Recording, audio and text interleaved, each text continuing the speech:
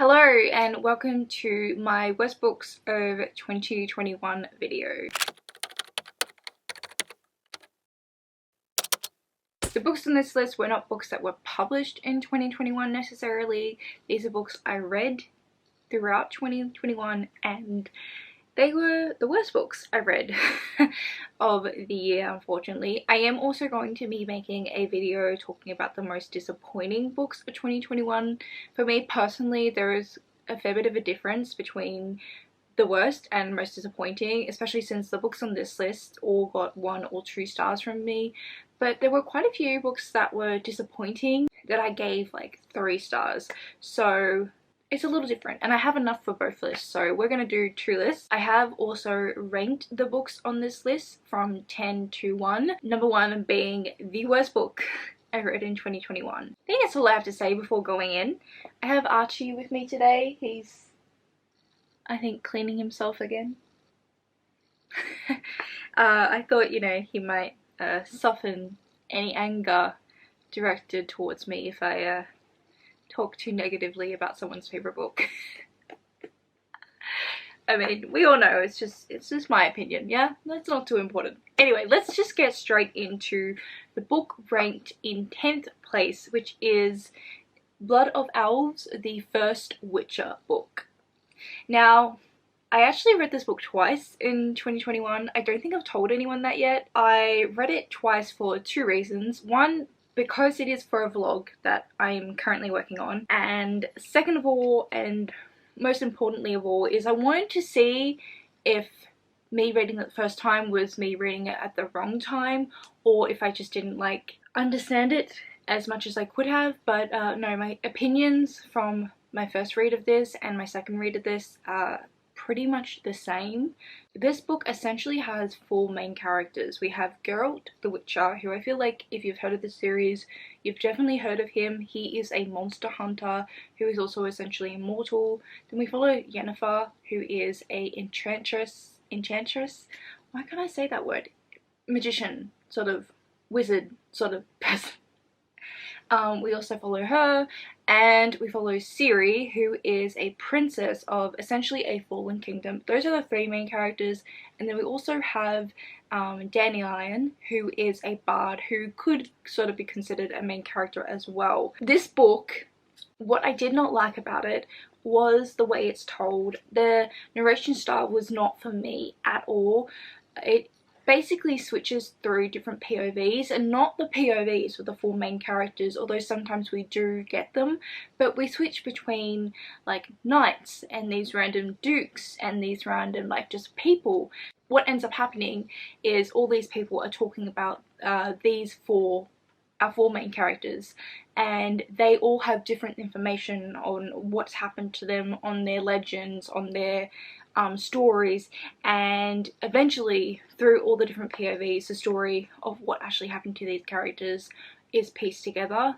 I found it so hard the first time I read this because I was trying to memorize all these random POVs where we have a POV of a character, but it's not their POV that is important, it's the story of the main 4 that they are talking about that is important. My issue with this book was when it came to the multiple POVs, we were given maybe a little bit too much information.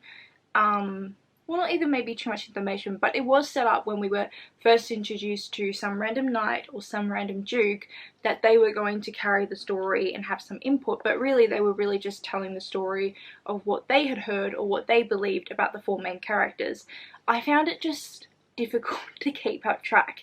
I eventually got it. Second reread was definitely so much easier because I knew like the narration style, but I was not a fan. There is a possibility that the way it was told could have some translation issues because this book is translated.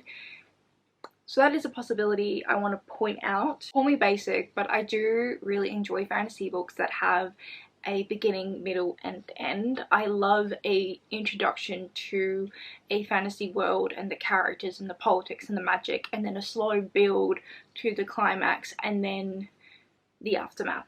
Whereas we just didn't get that from this book. It was very stagnant. the story, and I personally found it quite boring. I found it really difficult to connect to the characters as well, and to get any really good sense from the characters, because we weren't in their POV most of the time. We were in the POV of random people who were telling their story for such a good chunk of this book. I feel like this series is really sold as a monster hunting book, but there's not much that happens. I mean, not just monster hunting, but anything really. I also got the sense that the story that was so trying to be delivered was delivered in such a long-winded way, because there was so much different opinions on what had actually happened that actually took a while for the story to get to the point, and it just kind of made it feel a little bit worthless, or not worth my time. So for that reason, this book is on this list. In 9th place, I have another translated work, and that is The Silent Dead. This book is translated from Japanese. It is a thriller murder mystery detective book, and I do think I probably went into this with a little too high hopes, because I did pick it up after I started my Keigo Higashino journey. Keigo Higashino is a Japanese author who writes in the same genre as this author, so I was really hoping to, I guess, just read more books similar to Keigo Higashino, but this did not meet that expectation or hope. This book follows a young woman who's a lieutenant detective. We follow her investigating this murder that starts off as a single murder of a man who's in this plastic wrapped body bag, and then we quickly learn that there are more murders that occurred similar to this one, and so it ends up being a serial killer case. What I did not like about this book was how easily this protagonist jumped from one conclusion to another. It just was too far of a leap that it wasn't believable to me. Even the way she discovered that this wasn't a single individual murder case and it was in fact a serial killer case was just so far-fetched, and as the book went on, the conclusions she was jumping to just got more extreme, more far-fetched, and I was just like, what the hell is happening? Like, this is just too unbelievable. I end up liking the whole murder, like the mystery behind the murder. I thought was really quite interesting and unique, and I would have preferred this book if we actually followed the murderer. I think it would have been made for a much more interesting time, because this protagonist, she was such a Mary Sue for a detective. Like, it just didn't make any sense, and it got to the point where it was frustrating. And yeah, I think that's all I have to say for that book, unfortunately. In 8th place, I have One of Us is Lying by Karen M. McManus. This is another thriller, and this one is YA. I think, again, I probably went into this one with slightly wrong expectations. I didn't expect this to be an all-time favorite or anything, but the thing is, I was expecting a lot more because of Karen M. McManus's reputation as a thriller author. She is really held up to be the YA thriller author, and I'm sorry to say this, but I don't really get it.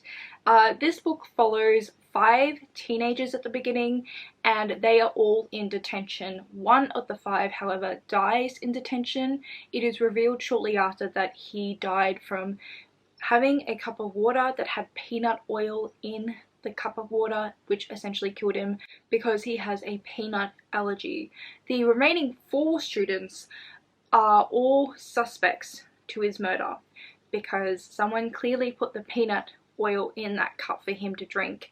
But also, they all have motives, since this Simon guy who was murdered ran a blog post gossip sort of site where he would reveal and share secrets of his fellow students, and each of the 4 other students that were in detention with him had a huge secret that would have ruined their lives, essentially, that they didn't want getting out. So we follow each of the 4 suspects, and first of all, this book was not set up to be a favorite of mine because it is told in my least favorite way. It was told in first person with multiple POVs, so I knew it wasn't going to get a 5 stars, right off the bat.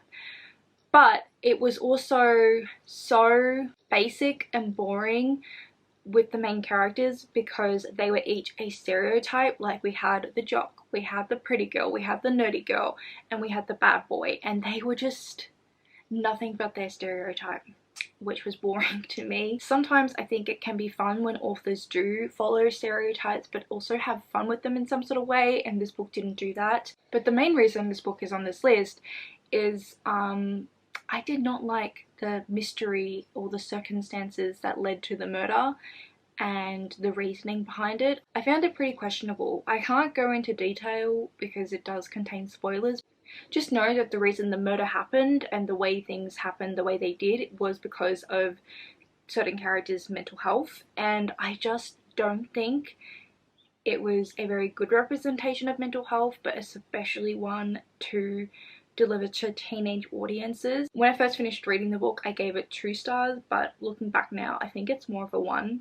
I also don't think it was a super thriller-like book. There was good chunks of this book that I forgot a murder had happened, that I forgot these main characters we were following were either murder suspects, because they were so much more interested in their love life, and it kind of ended up becoming more of a contemporary story for certain bits, and then at convenience bits, thriller bits would be added in.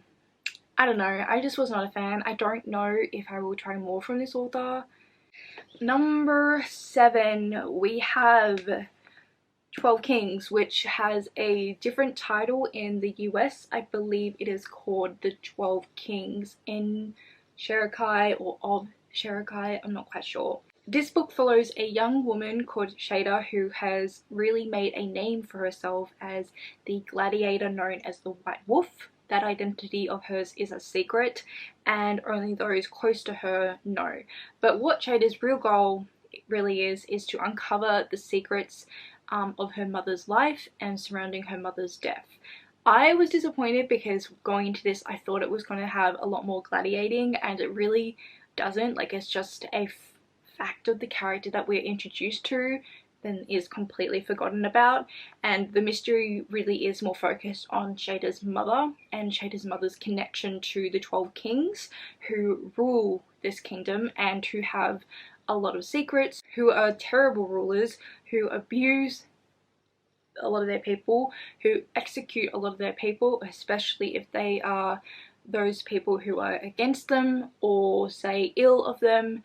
And we switch between present day, where Shada is this young gladiator woman trying to suss out mysteries of her mother, and also the past, where Shada is a young girl, and we actually first introduced to Shada in the past with her mother still alive, and her mother was an assassin.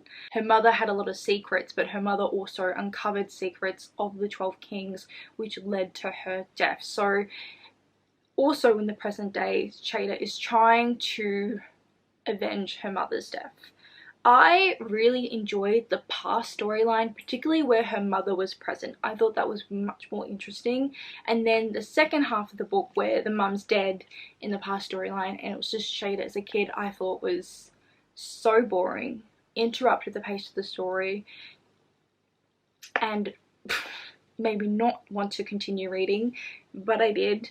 I also was not a fan of really Shada's character, but I think also the way her character was written made me quite uncomfortable. It was very obviously one of those cases where she's a young woman written from the male gaze. I didn't like any of the side characters or any of the other main characters. There was no connection, there was nothing special about them. Shada was such a Mary Sue. Everything happened so easily for her, everything happened for her, everything was because of her. Every single guy was into her. So many eye rolling happened while I was reading this book, because I just did not enjoy it. I didn't even really enjoy any of the world building. I didn't think the whole setup with the 12 Kings and the political stance in the world was set up very well. I didn't think the setting was anything spectacular. I never had a vivid vision of what the setting was like, or the politics, or anything else, because we just weren't given to it, and it was really disappointing. This was one of the first fantasy books I bought like years and years ago, and I read this early on this year and it was disappointing. In 6th place is what is probably going to be my most controversial opinion on this list. It's a book I haven't talked about in a video yet. It's going to be in a vlog coming soon. It's also going to be in my December wrap up because I read it recently, but I did pop my rating of this book on Goodreads as well as Twitter, so people have seen, people have reacted, and this book is Under the Whispering Door by TJ Klune. I'm a little bit I guess cautious to talk about this book because my issues with this book aren't what my issues with the other books sort of were like. Like with the other books I had issues with like characters, writing, narration style, etc, etc, but this book I didn't have an issue with characters. Well, maybe I kind of did, but I didn't have an issue with the way the story was told or written. My issue with this book was I hated the moral of the story. So it feels a little bit weird talking about this one because I have to talk about it quite differently to the other ones, but essentially this book follows, I don't remember the main character's name, but he's essentially a Scrooge. I've just been calling him Scrooge, and he is a very successful lawyer. We are introduced to him and he has this employee sitting in his office, and this employee is basically opening her heart out to this guy saying, I'm so sorry, I've made a mistake at work recently, I have so much going on in my personal life. And then she's explaining everything that's going on and basically saying that she's the main breadwinner of her family and how important having this job is for her to maintain financial stability, etc, etc. Then this guy just fires her, no empathy at all, does not give a shit, kicks her out, and a couple of days later is when we skip to, and he has died. He has died suddenly and now he is a ghost. We then follow our Scrooge character as a ghost, and he finds himself at this tea house that is run by humans that are, I guess, part-time workers as Grim Reapers, and they can see ghosts. And at this tea house they do have like an ordinary tea shop where human people come in and have tea, but they also occasionally host ghosts, and they give the ghosts time here to reflect on their life, to make peace with their life, and then eventually move on. And they essentially help these ghosts move on. What I hated about this book was the main character and how he was this Scrooge, and he was so hateful, so awful. We weren't given any reason as to why he was awful the way he was, which isn't really my issue. I don't think you always need a reason, but what I hated was his whole book was his character development, and it was all about him becoming better and reflecting on how awful he had been and how much harm he had done to others. But what pissed me off so much is he doesn't get himself to that stage by himself. He is carried there by the side characters. It annoyed me so much. It annoyed me. Yes, I think characters can have help with like character development. That's not my issue. But he was carried there. He just... No. And then my other issue is, why does this dick get a second chance? Like, what makes him such a freaking special snowflake? Like, I got really annoyed and pissed off while reading this. This book honestly just does not align with my morals because I just disagree. I don't think this prick or dick of a guy deserves a second chance. Like, I guess maybe I'm a bit cutthroat and I don't give out second chances. Like, you have to prove it to me. I'm not going to help you if you do something like that shitty. You have to prove it. Like, you have to do it on your own, you know? You got to show me that you deserve the help. Whereas this guy just had his hand held the entire time, and it pissed me off. So yeah, I'm sorry if you disagree or if this is your favorite book. I did not like this one. I did not like that one. It's a no from me. Coming in 5th place is The Silent Patient. Another thriller I gave 1 star to. Thrillers are such a hit or miss for me, but I think this one was just such a miss. In this story, we follow a psychologist who is determined to become the psychologist for this woman who a few years ago murdered her husband, and straight after she murdered him, she has remained silent. She has not spoken a word since. So people don't know if she killed her husband because he was abusive or there was some sort of similar reason, or if it was unprovoked. And he is so fascinated by her and her case, and he is determined to become her psychologist and make her speak. He thinks he can be the special guy that can make her speak. I think we're having a trend here. I hate arrogant men. If you have arrogant male characters, looks like you just make my worst books of the year list. I also, again in here, had issues with the representation for mental health, as well as how misogynistic this book was. It was extremely misogynistic. I did not predict or see the twist coming, but when it happened, I was like, hold up, like, that doesn't make sense. That does not make sense. And I'm gonna stop talking about this because my battery's dying and I need to change it so I can continue on to book number 4. Give me a tick. Okay, we're back, but I think we just need a little Archie interlude. Say hello. Alrighty. Okay, so we're back. We are up to number 4. And in number 4 is another thriller. Like I said, there were some real misses when it came to my thrillers, and this book in 4th place is The Girl in Keller's Way by Megan Golden. Now, I really enjoyed the other 2 books that I read by this author.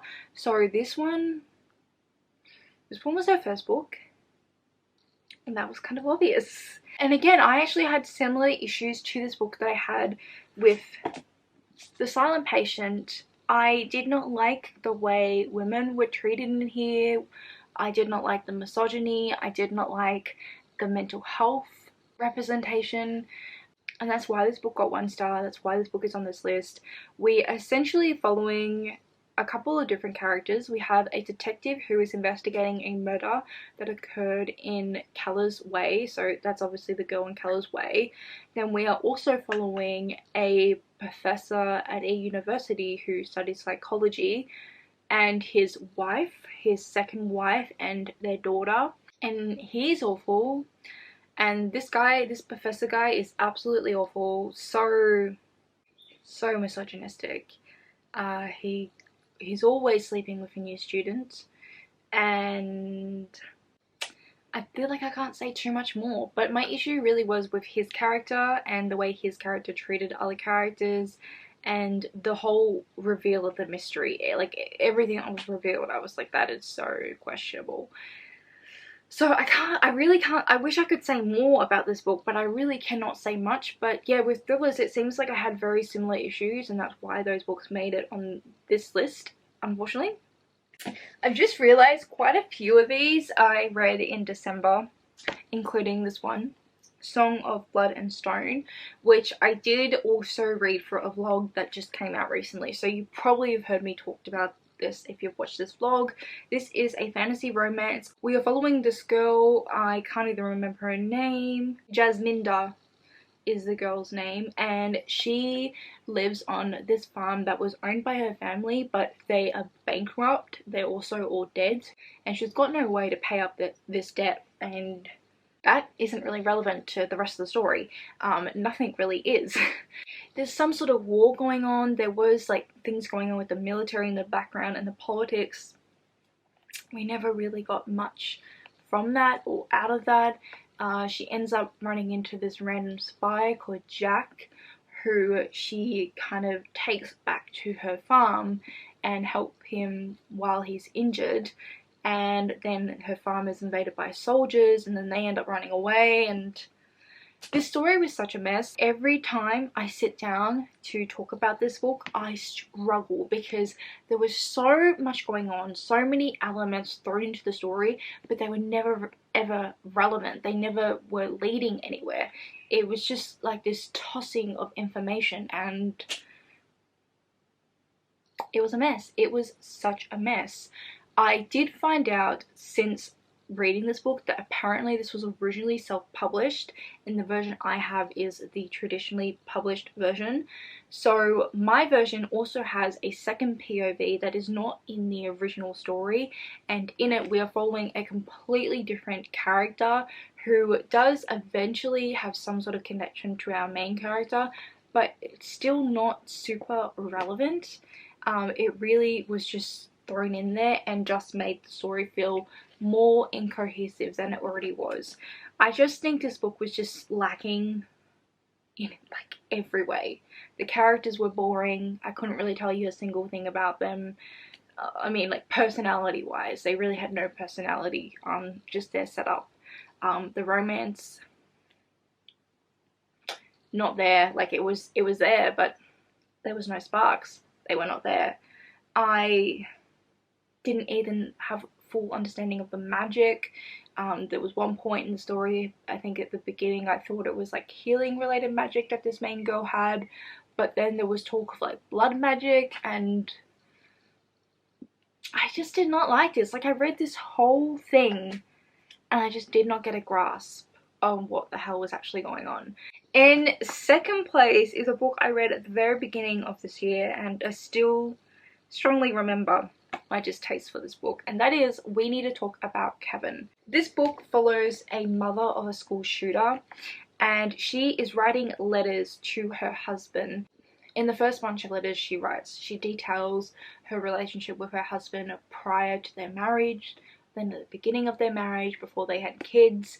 Then she talks to him about those first few years with the kids, and then as the kids grow up. Something I actually really appreciated from this book, this was the one good thing I took away from this book, was there was a lot of conversation about societal pressure on women to become mothers. And this woman that we follow, she did not want to become a mother. She had a career that was thriving, that she loved, that required a lot of travel from her, and she loved that. She loved the lifestyle that she lived, and she did not want to give it up for a family. And she talks about how she felt pressured from society, but especially also from her husband, who was such a family man and wanted a family, and how she felt like she was going to disappoint him if she didn't give him that, and that's why she eventually caved and gave him a family that he wanted. Something I did not like about this was how she was convinced from day one that her child was evil. Like, there's this description of her trying to breastfeed her child Kevin, and how he was looking at her with a very evil look in her eye. Like, I'm like, that's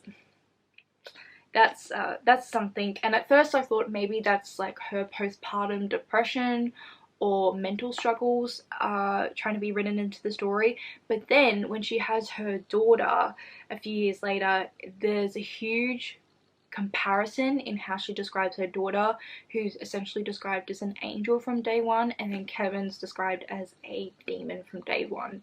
And it's very implied that she always knew he was going to do something as evil as shooting up a school. So we follow her detailing her family life to her husband, but then we also have snippets of her talking about what happened after, and her details of her life after the school shooting is sort of sprinkled throughout the story from early on, and then it's eventually all pieced together and all comes together at the end. And we see her, like, one of the first introduction chapters is she's talking about how she's so outcasted in town, how she comes home and her house has been vandalized in some sort of way, and just her miserable life now, and how she doesn't really have any purpose as well. It is a very depressing book, but I mean, there was a lot of questionable things, and I did find Eva, the mother's POV, quite questionable, particularly some of her opinions. There was also a lot of blame directed towards everyone else except for Eva, which was just, how do you do that? And there was things like, I thought there was some racist comments, some ableist comments, just all the isms. There were quite a few spread throughout this, and it was just like a story trying to write about these really, really awful people. And it wasn't pleasant. And I just didn't get anything out of it. and there's a vlog where I read it, so if you want to hear more thoughts, especially fresh thoughts as I read the book, I'll have it linked. And now we are finally up to number 1, aka the worst book I read in 2021, which is A Deadly Education by Naomi Novik. I actually read this book and its sequel, The Last Graduate, both in December 2021, so these are kind of both on the number 1 spot for this list. But man, I didn't go into this book with high expectations or anything, but Jesus, I just was not a fan. Not a fan. This book is set at this school known as the Scholomance, and it's a school full of all these wizards. So in this world there are all these monsters, and it's really dangerous for wizards' children to just be out in the world because these monsters will try and kill them, and there are more monsters at the school. So the idea is if they go to the Scholomance, then they can train and have the skills and the magic and the knowledge to protect themselves and eventually live longer. But then they're also training for this huge event, which is their graduation, and not everyone gets out of their graduation alive, but the goal is to get out alive. I hated the world building and the narration style. Like, the world building was so clunky. There were things about the setup of the story as well that just didn't make complete sense to me. Like, how can all these people have so much magic but they can't build barriers around the house or whatever, no, around the school, sorry, to protect themselves. Quickly, I also just want to mention the narration and writing style, which I really despised because it was a sort of writing style that, first of all, was very info dumpy. My biggest issue was how the protagonist would stop and sort of talk to you, the reader, like direct the narration to you. I did not like it. I was not a fan. It took me out of the story every time that happened.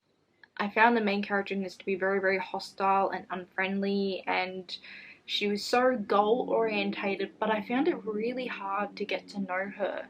I just don't think this was a book for me. I found with Naomi Novik, because I have read the first couple of books in her Temeraire series, she comes up with these really interesting concepts, but the way she executes them, I just lose interest. Anyway, there's so much more I could say about this book, but it's going to be in a vlog that's coming out soon, and it's also going to be my December wrap up, so you're going to hear me talk about it quite a bit. And I've got one of my neighbours playing music, and I don't want to get copyrighted because they're playing music and you can hear it in the background. So I think I'm going to leave it there for today. Let me know if there are any of these books on this list that you disagree with my opinion, because I always really like having a little bit of a debate and conversation to see what other people think of books, especially ones that I see differently to them. But I hope that you are having an amazing start to 2022 and that you're enjoying whatever you're currently reading, and I really hope to see you next time. Thanks for watching. Bye!